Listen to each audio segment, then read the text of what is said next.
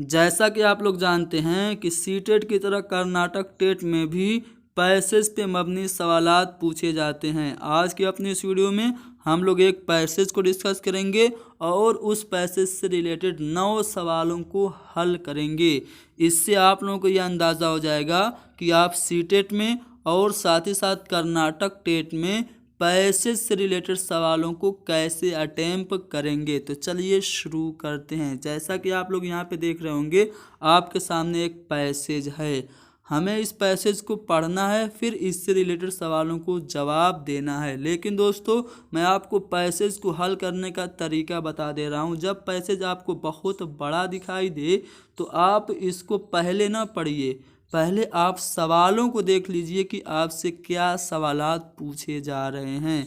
जब आप पहले ही सवालों को देख लेंगे तो सवाल आपके ज़हन में आ जाएंगे, और सवालों को ज़हन में रख के जब आप पैसेज पढ़ेंगे तो पैसेज पढ़ते ही आपको सवालों का जवाब मिलता जाएगा। इस तरह से आपका वक्त बच जाएगा। तो चलिए सबसे पहले सवालों को देखते हैं। कहा जा रहा है कि मुसन्निफ़ की नज़र में 10,000 आदमियों का काम यह करती है। अब पैसेज पढ़ेंगे तो हमें पता चलेगा कि 10,000 आदमियों का काम क्या चीज़ करती है। अगला सवाल है कि अवाम की आंखों में धूल झोंकना मुहावरा है। इसका मतलब आप लोग बिना पैसेज पढ़े ही बता सकते हैं। अगला सवाल है कि मुसन्निफ़ का बस चले तो ये।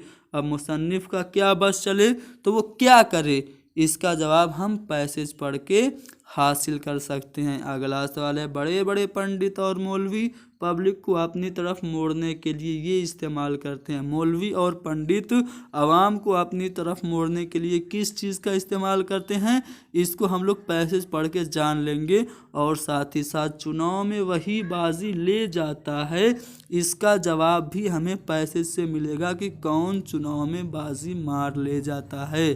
फिर सवाल पूछा गया है कि ज़माने के बादशाहों का मेयार कितना बुलंद था। यहाँ पे जो लफ्ज़ बुलंद है इसका हमें ज़िद बताना है, अपोजिट बताना है।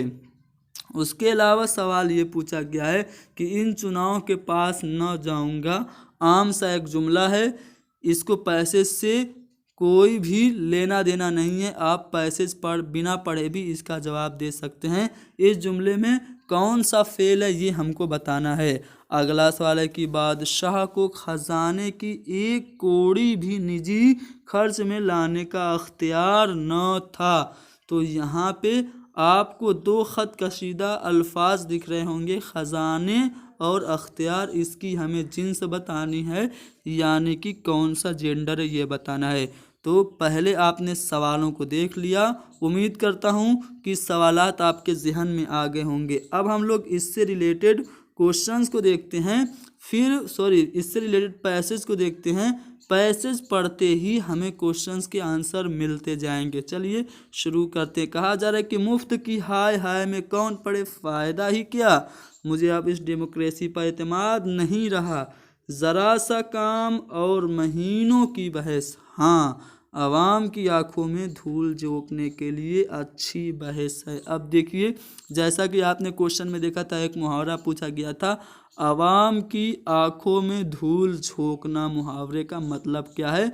तो जैसा कि आप लोग यहाँ से सेंटेंस पढ़ने से आपको अंदाज़ा लग रहा होगा, यहाँ पे लोगों को धोखा देना मुराद है।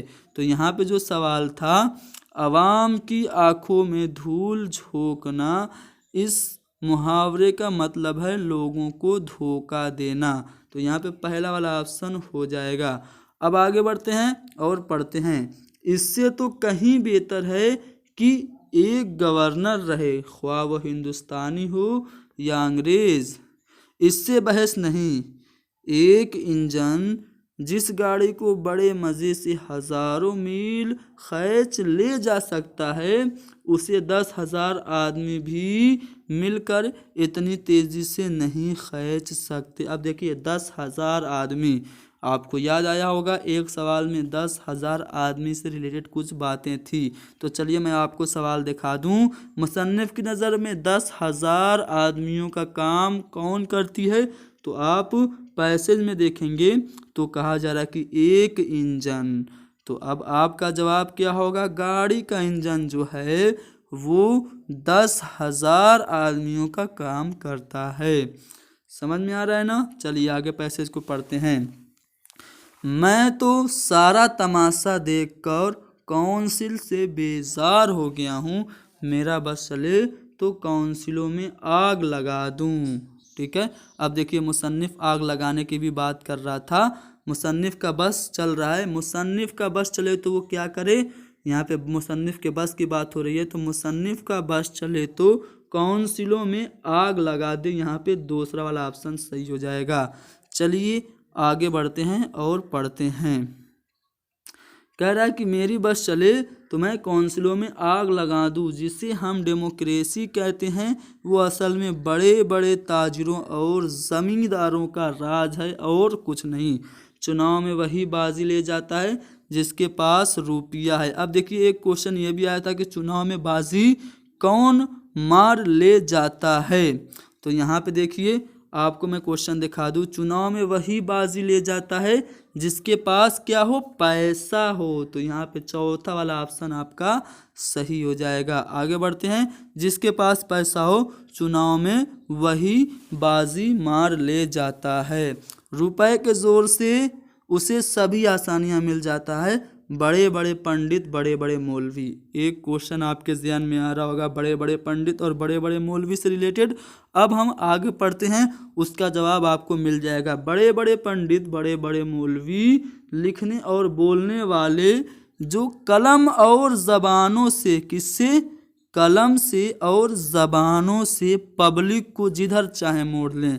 अब देखिए मैं आपको सवाल दिखा दे रहा हूँ कि बड़े बड़े जो पंडित और बड़े बड़े जो मौलवी हैं पब्लिक को अपनी तरफ मोड़ने के लिए क्या इस्तेमाल करते हैं, कलम और ज़बान को। साफ साफ पैसेज में लिखा गया है कलम और ज़बान से, यानी कि कलम और ज़बान का ही इस्तेमाल करते हैं बड़े बड़े पंडित और मौलवी लोगों को अपनी तरफ मोड़ने के लिए। तो यहाँ पे तीसरा वाला ऑप्शन सही जवाब है।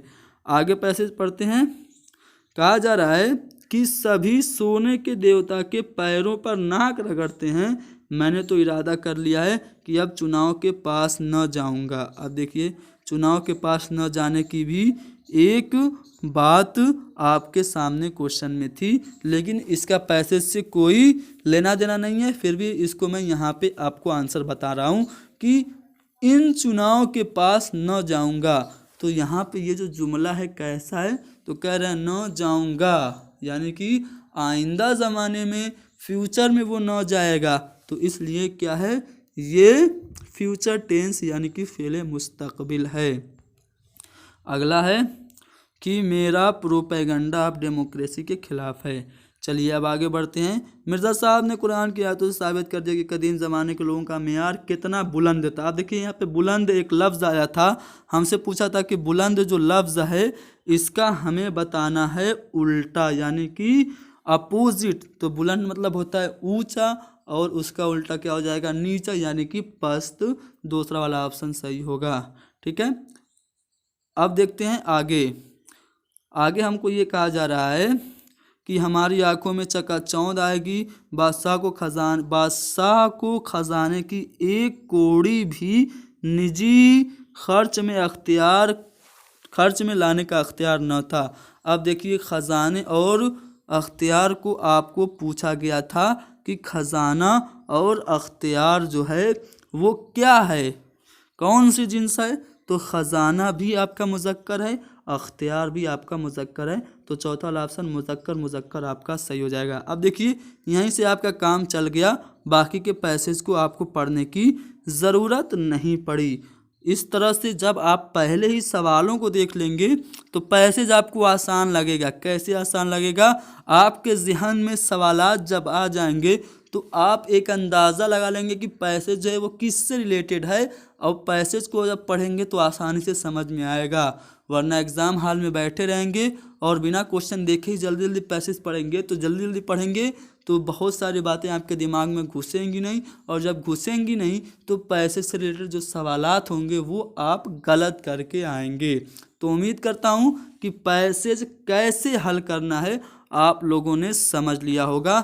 ये जो क्वेश्चन पेपर था वो सन 2017 कर्नाटक टेट का था, जो कि लैंग्वेज 2 में पूछा गया था। उम्मीद करता हूँ कि वीडियो आपको पसंद आई है तो इसको ज़्यादा से ज़्यादा शेयर करें और हमारे चैनल को सब्सक्राइब करें। Thank you very much.